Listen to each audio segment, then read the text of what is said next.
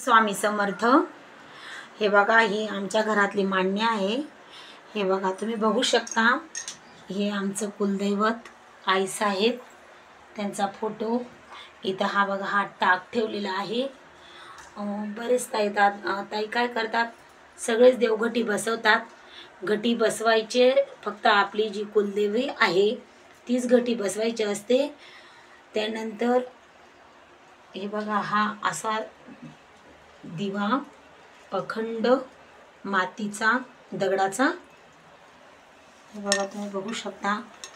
हे इथं कळश मांडलेला आहे मी नारळाचा। इथं एक आज विड्याच्या पानांची माळ घातलेली आहे, ही मी घरी तयार केलेली आई साहेब।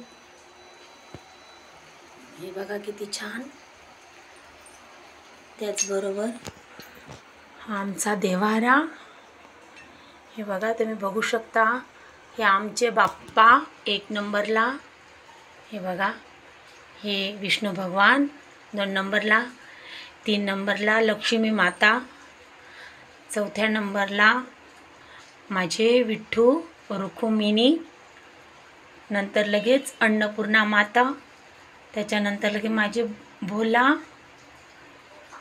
वरती आपण इकडे ही जागा माझ्या आईसाहेबांची, आता त्या घटी मांडलेल्या आहेत ना 2 नंबरला, हे खंडोबा, हे बघा, हे भैरोबा। बरेच जण विचारतात की खंडोबा भैरोबा हे आपल्या घरी पाहिजेच का? हो, आपलं जर कुटुंब वेगळं असेल तर आपल्या घरी सगळे देवदेवता हे पाहिजेच, कुलदैवत कुलदेवता या पाहिजेच।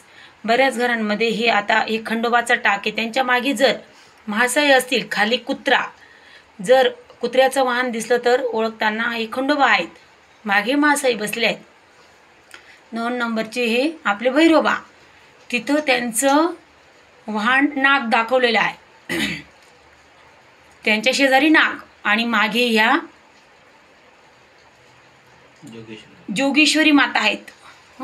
हे माझे स्वामी, सगळ्यात 1 नंबरला माझे स्वामी बाबा बसलेले बघा। त्याच्यानंतर खालच्या पायरीवर हे आमचे आजी आजोबा, आमचे काका बाबा आई साहेब, हे पितरांचे टाक। लगेच शेवटच्या पायरीवर शंख, आपलं शंख, त्याच्या खाली कासव। हे बघा तुम्ही बघू शकता, इथं ही श्रीयंत्र आहे माझं, इथं ही कमळगठ्ठीची माळ, याच्यावर मी रोज कुंकुमार्चन करते। खूप सुंदर अशी सेवा आहे। लगेच हा कुबेर यंत्रांचा टाक आहे, याच्यावर रोज अभिषेक होतो आणि ते मंत्र म्हटले जातात कुबेरांचे। नंतर लगेच हे महामृत्युंजय यंत्र आहे बघा, तुम्ही बघू शकता, त्याच्यावर रुद्राक्षाची माळ ठेवलेली। त्याच्यानंतर ही लगेच घंटी, हे बघा, अशा पद्धतीची मांडणी। मी आज हा व्हिडिओ का तयार केला, खाली बघा आपल्या देवाऱ्यात 2 बाजूंना हत्ती पाहिजे, हा एक हत्ती, हा दुसरा हत्ती। आज हा व्हिडिओ का तयार केला मी, त्याच्या मागचं उद्दिष्ट, बऱ्याच ताई विचारतात मला, दिवसभरातून एकतरी फोन येतो की ताई देवाऱ्यात कोणकोणते देव पाहिजे असं। काही तर सांगतात की आमच्याकडे देवच नाही, म्हणजे त्यांच्या मुलांचे लग्न करायची वेळ होऊन जाते तरी देवच माहीत राहत नाही, देव पण नाही त्यांच्याकडे। असं करायचं नसतं। पूर्वीचे लोक साधे सरळ होते, आधी देव मग येव मग देव, असं नसतं। आता घोर कलियुग आलेला आहे हा, प्रत्येकाला भक्तीशिवाय पर्याय नाही, परमात्म्याच्या सेवेशिवाय पर्याय नाही। कुलदेवता कुलदैवत परब्रह्म आपले स्वामी आपल्या अधिष्ठान आहे, ते आपल्या घरी पाहिजेच। जर देवदेवारा ज्या घरात नसला तिथं सुख शांती ही भंग होऊन जाते। हे बघा माझ्याकडे असं आम्ही हा डमरू पण वाजतो रोज, हा मोठा शंख तो पण वाजत असतो। जास्त गडबड गोंधळ नाही देवरूममध्ये। असा हा हिरवा कलरचा बल्ब आपल्या देवरूममध्ये असणं गरजेचं आहे, कारण खूप पॉझिटिव्हिटी देतो हा बल्ब। मी माझ्या घरी काय ते दाखवण्यासाठी नाही हा व्हिडिओ केला। हर एक आत्म्याच्या घरी व्यवस्थित देवदेवारा, हे पण मी माझ्या मनाने नाही, हे सगळे आपले परमपूज्य गुरु माऊली यांनी जसं जसं सांगितलेलं असतं तसं तसं मी आत्मसात करत असते आणि मगच देवारात काय ठेवायचं नाही ठेवायचं हे आम्ही करत असतो.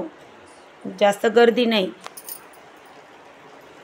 हे बघा, हे माझे स्वामी, हे बघा कसे बसले छान, एवढी एक मूर्ती. नंतर असा बसलेला दत्त महाराजांचा फोटो पण पाहिजे आपल्या घरी. घरच्या मालकाला आरामशीर ठेवतात ते. लक्ष्मीनारायणाचा फोटो, पती पत्नीमध्ये लक्ष्मीनारायणसारखं प्रेम असतं. आज हे माझे स्वामी बाबा, तिथं अडचण होत होती ना थोडीशी चौरंगावर, माझ्या बाबांना मी आज इकडे ठेवलेले राधाकृष्ण. हे पण आपल्या हॉलमध्ये पाहिजे. बालाजी आणि भगवान पे पूरा विश्वास रखो तो चिंता एवं भय से मुक्त हो जाओगे. बस एवढंच आहे. माझ्या घरी झालेली सेवा परब्रह्मांच्या चरणी अर्पण करते. श्री स्वामी समर्थ.